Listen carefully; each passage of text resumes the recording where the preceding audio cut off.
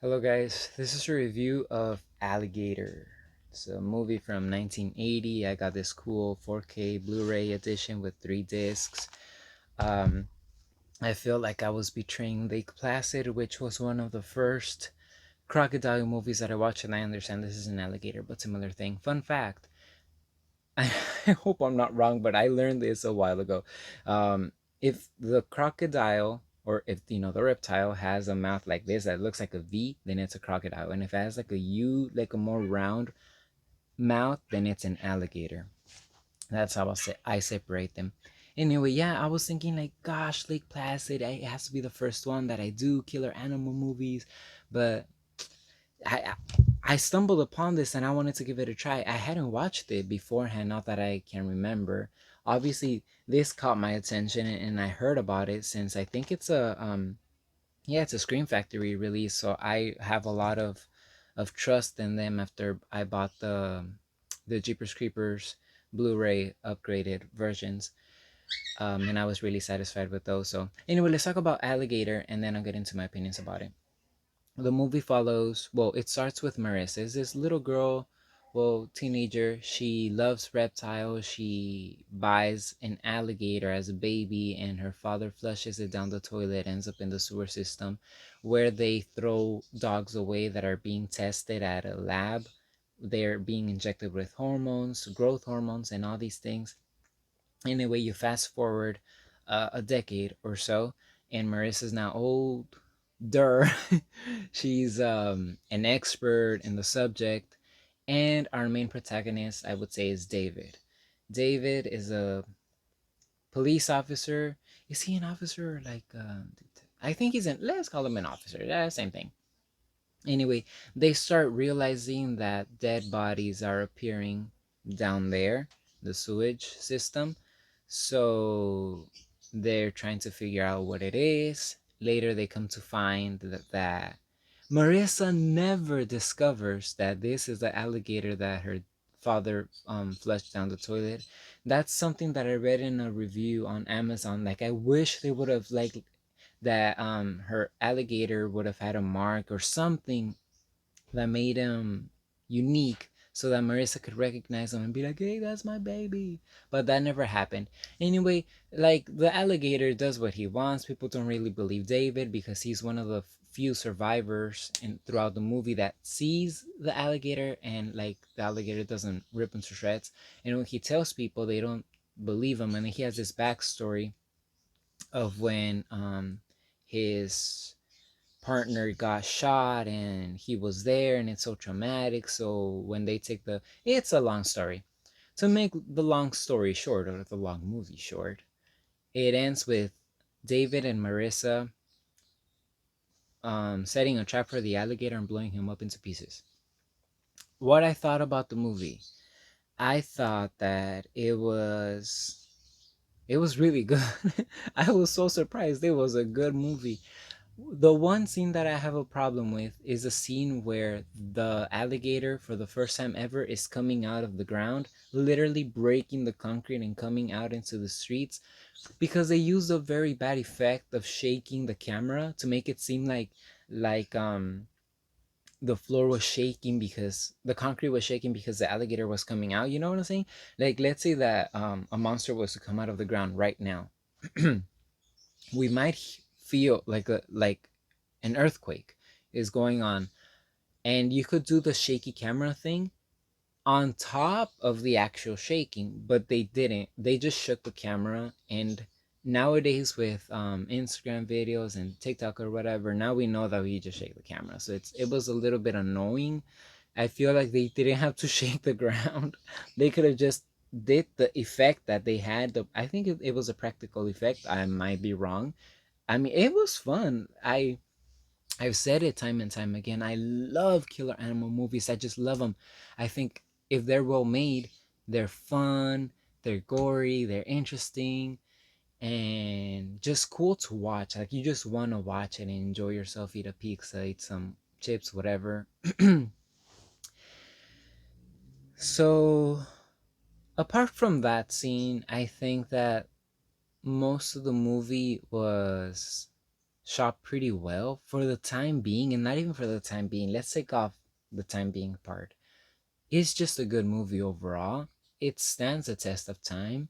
I think it's worthy. I've heard negative things about the sequel, so I'm not really sure if I want to watch the sequel. I just don't know where they're gonna take this. Now I see where Lake Placid got its inspiration from, even though the setting is very different. I think Lake Placid setting is a lot more fun.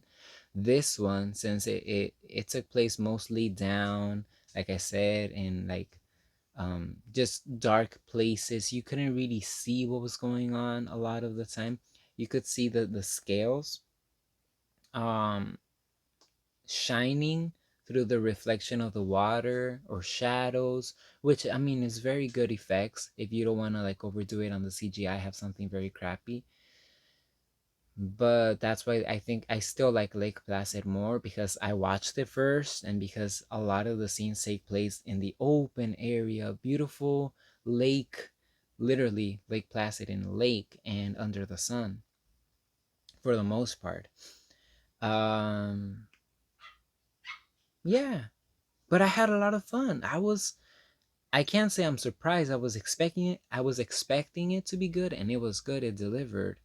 Um I saw online that the actor that played David passed away, so rest in peace to him. He did a fantastic job. Everyone else did a very good job. I feel like I didn't check. I should have checked, but I think this was written by a guy, because there's a scene where David and Marissa, like, they go over to she goes over to his place, and then they go to a diner, and they tell him that someone died in his team. And she's like, I understand what you're going through. And he's like, don't be so quick to understand. And she leaves. And then he goes to apologize to her. And he's like, I'm sorry. And she says, for what? For whatever you want. You could tell that that was the guy who wrote that. I'm like being very, what is it called? I'm stereotyping. Yes, I am. But it's true. Yeah, if you would have said that to, generally speaking, generally to a woman, they're not gonna be like, "Oh, so romantic." They're gonna be like, "Bro, you tell me what? Like, you can't even own up to your mistakes. Don't even get me started." So that scene, I also found it funny, but at the same time, peep this. I felt like they did the right thing.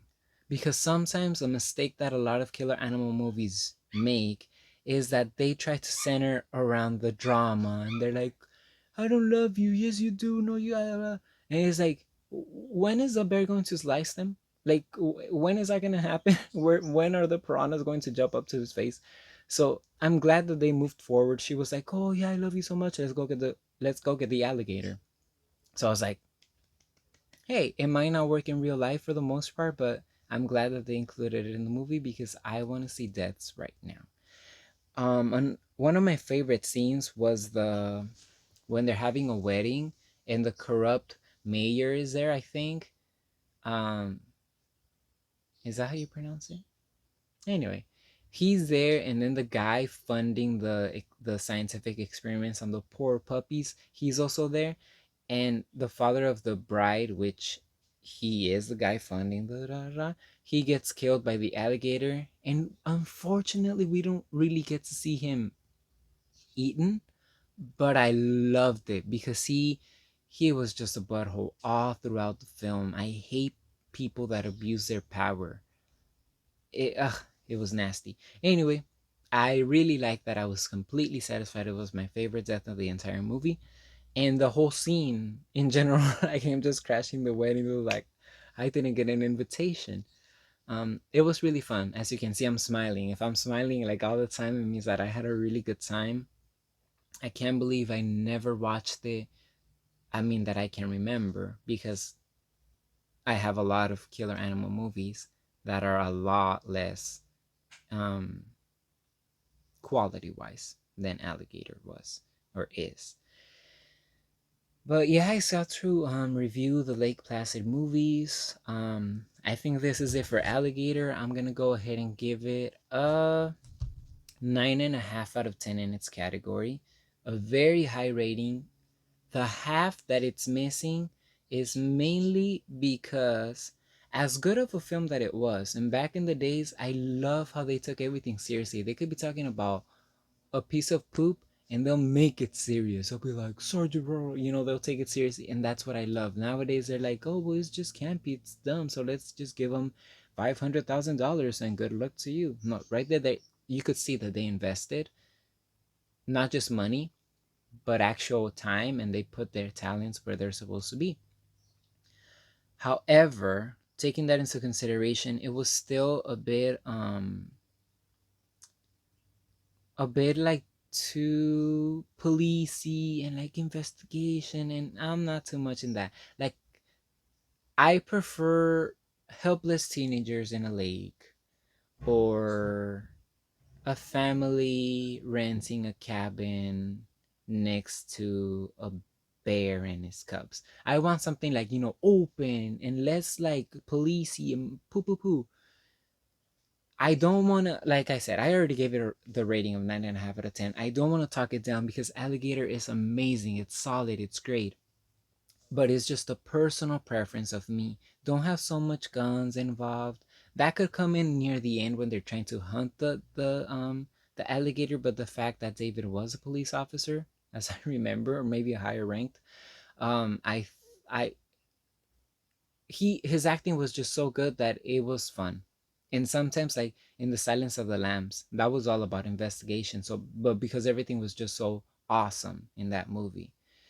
um but yeah, I just had to point that out and then defend it, because I don't want it to seem like I'm bashing on Alligator when Alligator is freaking amazing. It deserves respect. And I think that's it for this one. Thank you for watching.